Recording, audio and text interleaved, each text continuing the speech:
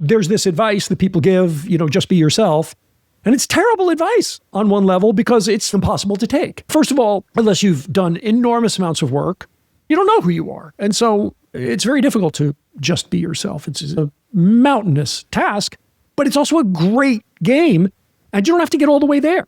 If you could get 10% more authentic, 10% closer to what's true, 10% more free of ego, you would have more women than you knew what to do with. And so that's the path that I teach, because I think that it magnifies you as a man, it magnifies your spirit, and it magnifies the experience of every woman that interacts with you. They come away from that interaction better than they were before. They've had this great experience with this amazing guy who they either connected with romantically or didn't, but either way they felt like, oh, I just met the most amazing man.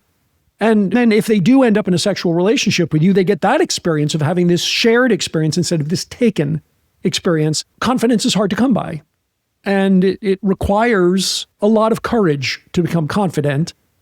And courage sucks. Courage is when you jump out of a plane when you're terrified of heights. That's courage. And that changes you.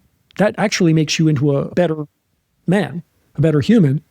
There's really no substitute for just going out and talking to a lot of women. Just do it over and over and over and over and over and over and over again. And that means doing courage and doing courage and doing courage and doing courage and doing courage, because it's very scary to just walk up to women and break that social norm of just talking to a stranger. But if you do it enough, you become wildly confident in that arena, and becoming confident in that arena makes you very attractive socially. The problem is, if there are some kind of lines or approaches or social engineering, or don't be too impressed with her, or do push-pull, and you begin to get it to work for you, what you've done is you've had this artificial construct that works for you, and you've proven something to your low self-esteem, which is that women don't like me, they like this construct. And that can have long-term, horribly negative consequences in your pursuit of love and real relationship, and really being seen and known by a woman that adores you. But it is a huge leap forward to just walk up to a woman and say, wow, I think you're really pretty.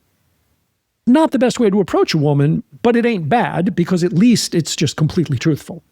And then just let things kind of fall where they will. Most likely she's going to say thank you. And that's like, oh, wow, she smiled when I called her pretty. And that begins to rewire your sense of reality and of confidence and of who you are in space. That's a very valuable lesson to learn.